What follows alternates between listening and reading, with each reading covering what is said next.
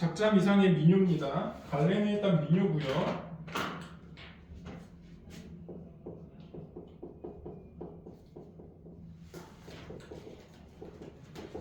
네.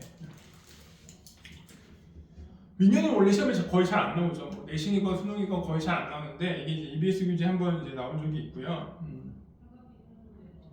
그래서 여기 요번에 이제 시험 범위에도 좀 포함시킨 것 같은데 작년인가 재작년인가 나왔어. 민요란 건 기본적으로 민중의 노래죠. 민중의 노래. 그래서 구전 문학의 어떤 특징을 갖고 있어요. 얘는 구전되어서 이제 내려는 거고요. 구전 문학이고 민요라는 건. 네. 그리고 민요 같은 경우는 여러 가지 이제 그런 어떤 그런 버전들이 많이 있고 작자층 같은 경우는 평민 주로 이제 평민이다. 이렇게 이제 보시면 돼요. 입에서 입으로 전해져 내려온 문학이 있고 작자층은 주로 평민 계층. 평민 계층이 불렀기 때문에 평민 계층의 어떤 정서와 어떤 당시에 경험했던 평민 계층이 경험했던 상황, 그런 어떤 심리적인 어떤 상태 이런 것들을 주로 이제 표현을 했고요. 대부분의 이제 민요가 그렇지 이 민요도 해학적이고 풍자적 성격을 띠고 있어요. 해학적.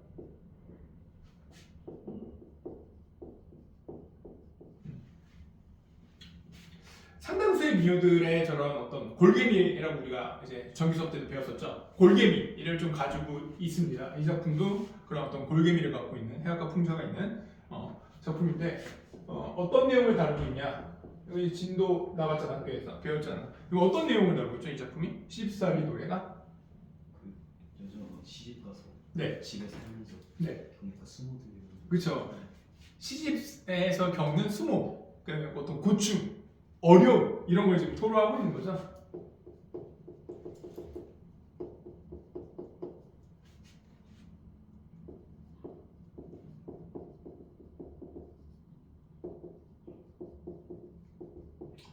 시집살이의 어떤 어려움과 체념의 어떤 정서를 드러내고 있다라고 얘기해 볼 수 있고요. 특징은 이따 본문 분석을 좀 한 다음에 두 가지 정도를 정리 한번 해보도록 할게요. 알겠죠? 특징은. 자, 그럼 본문 한번 봅시다. 자, 일단 쭉 한번 읽어볼게요. 뭐 길이가 아주 긴 건 아니니까. 형님 문다, 형님 문다. 붕고개로 형님 문다. 형님 마중 누가 갈까? 형님 동생 내가 가지. 형님 사촌 형님 시집살이 어떻겠까? 예, 그 말 마라. 시집살이 개집살이. 이때부터 혹시 개라는 말 쓰기 시작한 거 아니야? 그치? 개 힘들어. 개 좋아. 이런 표현은 여기도 개집살이 이렇게 되어있네요. 되게 재밌네. 앞밭에는 당초 심고 뒷밭에는 고추 심고 고추 당초 맵다 해도 시집살이가 더 맵더라. 둥글둥글 수박 씻기 밥 담기도 어렵더라. 도리도리 도리수만 수저 놓기 더 어렵더라. 오리 물을 기르다가 심리 방아 찧어다가 9솥에 불을 떼고 12방에 자리 걷고 외나무 다리 어렵대야 시아버니같이 어려우랴. 나뭇잎이 푸르대야 시어머니보다 더 푸르랴. 시아버니 호랑새요 시어머니 꾸준새요. 동새 하나 한림새요 신우 하나 뾰족새요. 시아집이 뾰중새요 남편 하나 미련새요. 나 하나만 썩는 셀새. 뒤먹어서 3년이요 눈 어두워 3년이요 말 못해 3년이요 석 3년을 세고 나니 배꼽 같은 요네 얼굴 호박꽃이 다 되었네. 3단 같은 요네 머리 비살춤이 다 되었네. 배곡 같은 요네 손길 오리발이 다 되었네. 열쇠 무명 밥 물지만 눈물 씻기 다 줬네. 두폭 부치 행주치만 콧물 받기 다 줬네. 울었던가 말았던가 베갯머리 소 이루겠네. 그것도 소이라고 거의 한 쌍 오리 한 쌍 쌍쌍이 떠들어오네. 이렇게 이런 내용이 이제 되어 있는 작품입니다. 자, 그럼 분석을 한번 해볼게요. 자, 이 작품을 보니까 지금 전반적으로 어떤 반복적인 표현들이 좀 많이 쓰였다는 걸 우리가 알 수 있는데 첫 행도 보니까 형님 온다, 형님 온다, 분고개로 형님 온다라고 해서 반복적인 표현을 사용하면서 그래서 무엇을 또 했냐면 민요에서 자주 보이는 A, A, B, A 구조를 활용을 했다. A, A, B 구조. 형님 온다, 형님 온다. 자, 반복이야. 형님 온다, 형님 온다. 그 다음에 분고개로 B 변화를 한번 줘. 그 다음에 다시 앞에 거 반복 A. 그래서 AAB 구조라고 해요. 이렇게 반복 변형 반복으로 되어 있는 구조를. 근데 이게 이제 민요에서 처음에 이제 발생한 걸로 추정이 되는데 이걸 이제 이런 구조를 즐겨 또 사용하는 것들이 평민들이 주된 창작 계층이었던 고려가요, 고려소교 같은 갈래들. 그런 갈래들에서도 또 이런 어떤 구조를 또 잘 사용합니다.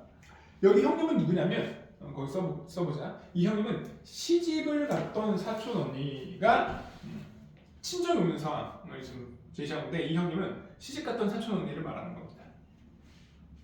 시집 갔던 사촌 언니. 그 언니가 친정에 지금 온 상황이야. 시집에서 이제 쉽사리 하다가 자. 형님마 중 누가 갈까? 그걸 알고 있어야 돼. 요즘이야 뭐 친정과 뭐 그런 어떤 시댁의 구분이 그렇게 뭐 크게 막 있는 건 아니지만 뭐 시댁이 막 어렵고 이런 건 아니지만 이때 당시만 해도 조선시대 때까지만 해도 어땠어요? 여자가 한 번 시집 가면 친정이 다시 오는 건 진짜 힘들었어요. 몇 년 만에 한 번 친정에 갈 수 있을까 말까 그런 어떤 상황이 비일비재했다고. 그러니까 이 지금 형님이 온 상황이 굉장히 오랜만에 온 상황일 거란 말이에요. 그런 걸 염두를 해두고 작품을 이해해야 합니다. 자, 그다음 볼게요. 형님마 중 누가 갈까? 형님 동생 내가 가지. 여기 내에다가 색깔펜으로 동그라미. 왜? 화자니까. 화자는 그럼 누구야?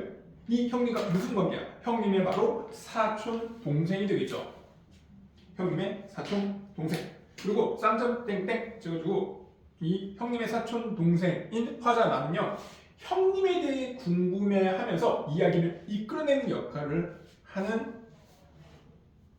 인물이다. 자, 형님에 대해 궁금해하면서 이야기를 이끌어내는 역할을 한다. 여기서 화자 나는 네, 형님의 사촌 동생이고요. 쌍점 땡땡. 형님에 대해 궁금해하면 이야기를 이끌어내는 역할을 한다. 이야기를 이끌어내! 이렇게 써주면 되겠죠. 자, 그래서 내가 제일 읽고 형님, 사촌 형님 시집살이 어떻을까? 궁금하니까 물어보는 거야. 시집살이 어떤지 우리만 없으니까 이제 나의 질문인데 여기 옆에다 써보자. 3인 옆에다. 나의 질문이죠. 나의 질문인데 이 나의 질문을 통해서 형님이 대답을 해주는 거잖아. 그래서 무엇을 지금 사용했다는 걸 우리가 알 수 있냐면 대화체를 사용했구나. 대화체. 나의 질문을 통해서 대화체를 사용했다는 걸 알 수 있어. 대화체의 표현 방식을 활용해서 무엇을 전하고 있냐면 시집살이의 궁금증과 어려움을 풀어냅니다.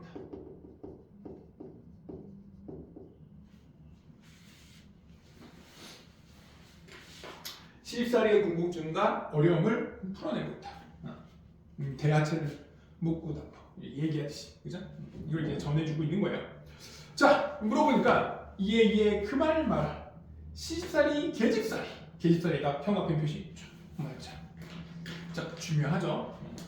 이 계집살이라는 시어를 통해서 우리가 뭘 알 수 있을까? 바로 시집살이의 어려움을 단적으로 알 수 있다. 자, 거기다 시집살이의 어려움을 단적으로 표현한 시어다. 이 계집살이가. 시집살이의 어려움을 단적으로 표현했다. 계집살이 굉장히 중요한 표현이죠.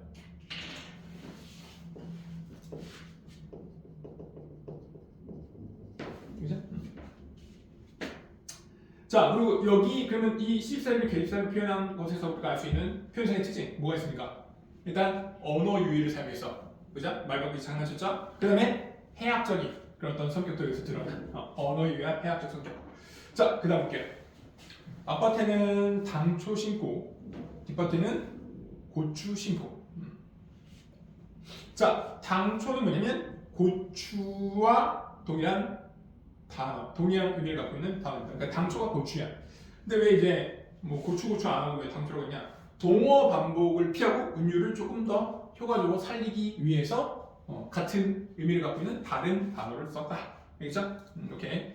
고추보다 당초 고추하면 뭔가 리듬컬하잖아. 운율적으로, 그죠? 그래서 동어 반복을 피하고 운율을 살리기 위해서 쓴 거고, 여기 보면 앞밭에 당초 심고 뒷밭에 고추 심고 앞, 뒤로 대꾸인데 민유에서 굉장히 자주 쓰이는 표현상의 특징 중에 하나가 뭐냐면 반복, 대꾸 뭐 이런 것들이야. 열거, 알겠죠? 오케이. 여기 대꾸 사용했습니다. 자, 고추 당초 맵다 해도 시집살이 더 맵더라. 이 맵다는 게 뭘까? 시집살이가 맵다는 게 뭐예요? 굉장히 시집살이가 힘들고 독하다 라는 의미를 이렇게 표현한 거죠. 그죠? 힘들고 독하다. 시집살이가. 고추보다 더 사납고 맵고 힘들고 독해. 이런 표현인 거죠. 둥글둥글 수박 씻기 밥 담기도 어렵더라. 도리도리 도리소반 수저 놓기 더 어렵더라.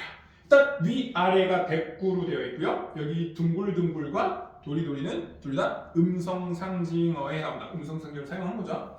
그리고 여기 보면 이제 수박 씻기는 수박처럼 생긴 그릇을 이제 말하는 거고요. 도리소반은 둥글고 작게 생긴 밥상을 도리소반이라고 합니다.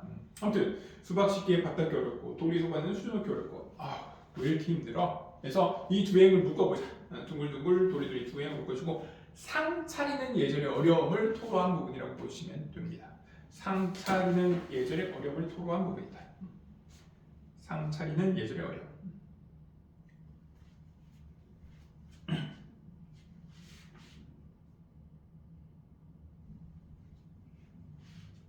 자, 그 다음 볼게요.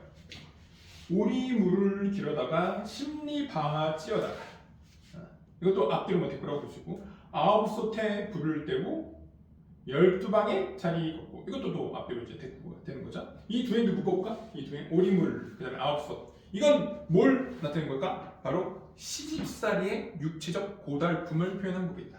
시집살이의 육체적 고달픔. 시집살이의 육체적 고달픔. 네.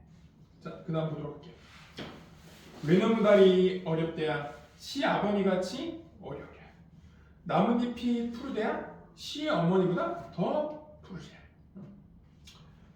자, 지금 이거는 뭘 한 거죠? 비교를 했죠. 비교. 그죠? 자, 외나무다리를 건너는 거랑 시아버니를 비교했고 나뭇잎과 또 시어머니 어떤 그런 속성적 측면을 비교를 한 거죠. 그죠?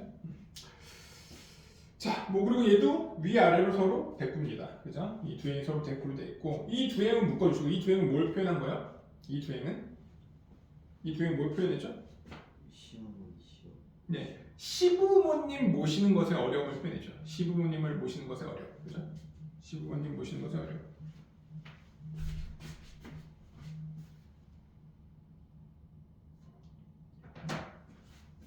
네, 시부모님 모시는 것의 어려움을 표현했어요. 오케이? 자, 그다음 볼게요. 여기 두 번째는 또 밑줄 처음자. 나뭇잎이 푸르대야 시어머니보다 더 푸르랴. 이런 좀 보여주시고. 네. 거기다 써보자. 시어머니의 기세가 대단하다. 시어머니의 기세가 대단함을 나타냈다. 시어머니의 기세가 대단함을 나타냈다.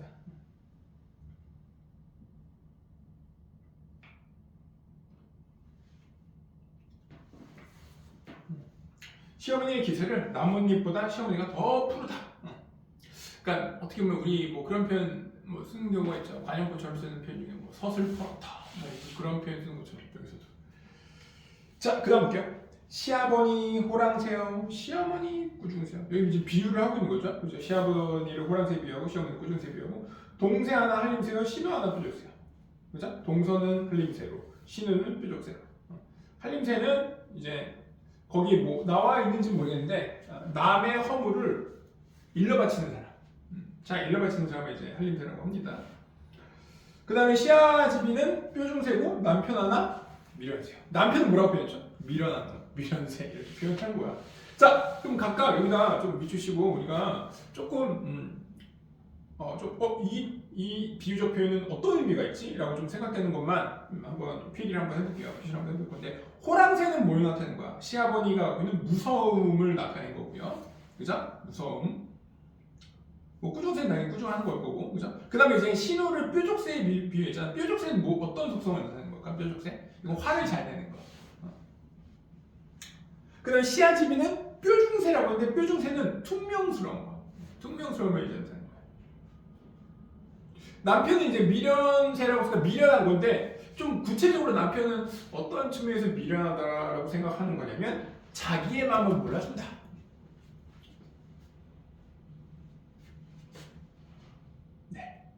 그래서 미련하다. 마지막으로 보면 나 하나만 썩는 셀세. 뭐가 썩는다는 거야 이게? 속이 썩는다. 속이 썩는다. 근데 요 행을 보니까 다른 행들은 사음보로 되어 있는 것 같아요. 그죠? 민요가 주로 어떤 몇 음보를 많이 사용하냐면 민요는 주로 사음보를 좀 많이 사용해요. 삼음보도 많고 사음보도 많지만 근데 이 작품 같은 경우는 좀 사음보를 사용했는데 요 나 하나만 썩는 셀세 이 부분에서는 두 개의 음보만 좀 보여서 음보율에 있어서의 어떤 약간 파격 일종의 뭐 변칙 이런 것들이 좀 보이고요. 여기 시아버니 호랑새부터 해서 나 하나만 썩는 셀세에서 총 4행을 전체 묶어볼까? 1, 2, 3, 4 4행을 묶어주고 거기 그렇게 써보자. 자, 이 4행은요. 이 부분은 시집 식구들과 자신을 새에 비유한 부분이죠. 시집 식구들과 자신을 새에 비유했다. 시집 식구들과 자신을 새에 비유. 그리고 거기에 더해서 또 대상들, 시집 식구들 대상들을 나열했기 때문에 열거법도 사용했죠. 그래서 이렇게 비유와 열거법을 사용해서 뭘 나타내려고 하냐면 화살표 또는 쌍점 해주시고 써보자. 비유와 열거를 사용해서 시집살이의 괴로움을 해학적으로 표현한 부분이다. 시집살이의 괴로움을 해학적으로 표현했다.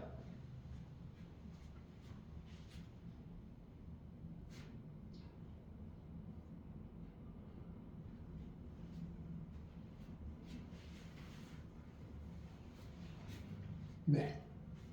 역시 해학적 성격이 굉장히 강하게 여기서 또 드러난다.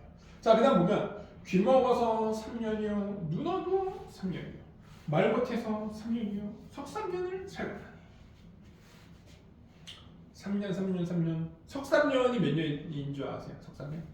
맥락적으로 몇 년일까? 전체에서 9년을 말합니다. 9년. 3년, 3년, 3년이니까 9년이야. 그지? 근데 석삼년이라는 표현이 좀 자주 나오거든요. 자주 나오는 편이야. 그래서 좀 알아두면 좋습니다. 석삼년은 9년이구나. 이 두 행을 묶어볼까? 이 두 행에서는 일단 보니까 내용적 측면에서는 시집살이를 참고 견뎠다는 걸 알 수 있는 부분이죠. 그죠? 화자를 형님이 시집살이를 참고 견뎠다는 걸 알 수 있다. 시집살이를 참고 견딜 이렇게 써주세요. 그리고 표현상 특징으로는 유사한 통사 구조를 반복해보자. 귀 먹어서 몇 년, 눈 어두워 몇 년, 맘못해서 3년, 이렇게 유사한 통사 구조를 반복해보자. 자, 그 다음 볼게요. 백국 같은 요내어물, 직유법을 사용했죠. 비유적 표현. 뭐 시험에서 뭐 직유, 은유 이런 거 구체적으로 물어보진 않고 그냥 비유적 표현이 있냐 없냐 정도 보자. 그 다음에 백국 같은 요내어물이 호박꽃이 다 되었고, 삼단 같은 요내머리가 비살춤이 다 되었고, 백옥 같은 요내성길은 오리발이 다 되었네 라고 했네. 백꽃, 삼단, 백옥, 네모 색깔 펜으로 호박꽃, 비살춤, 오리발, 동그라미.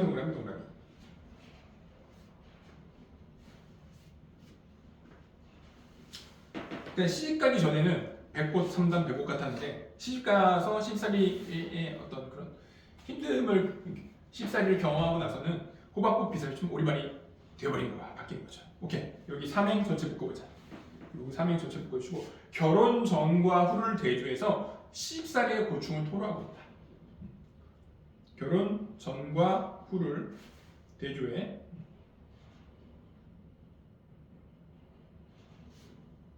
결혼 전과 후를 대조해 시집살이의 고충을 토로하고 있다.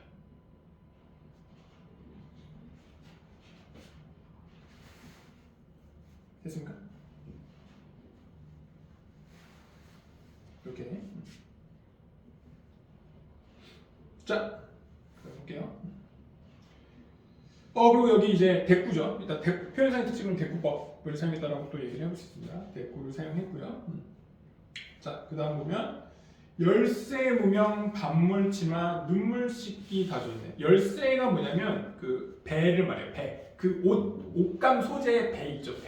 배라는 소재가 있어요. 고운 배를 열쇠라고 하고요. 반물치마는 짙은 남색의 치마를 반물치마라고 합니다.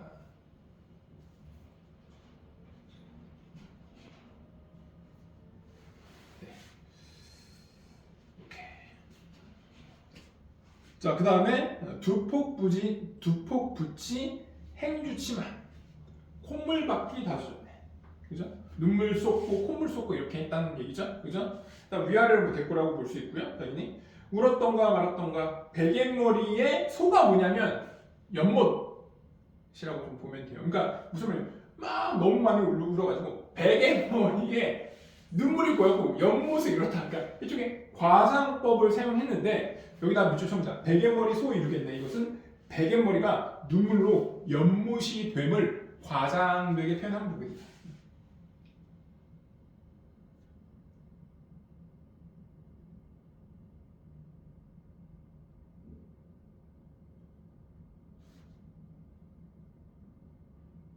네.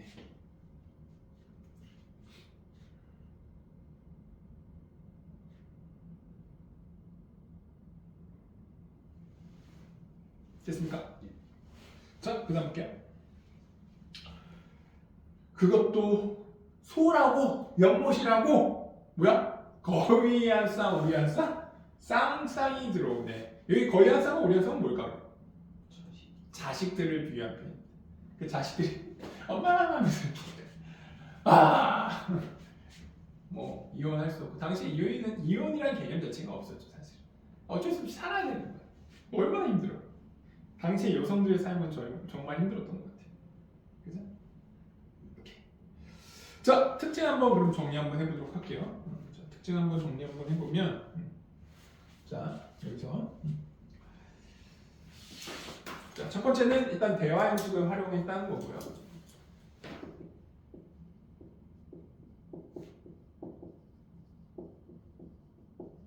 대화 형식을 활용했다는 거고. 두 번째는 다양한 소재를 사용해서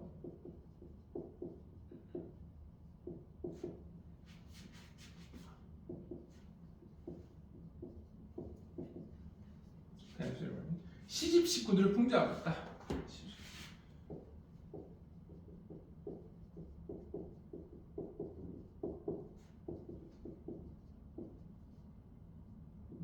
풍자하고 있다. 볼 수 있겠네. 그래.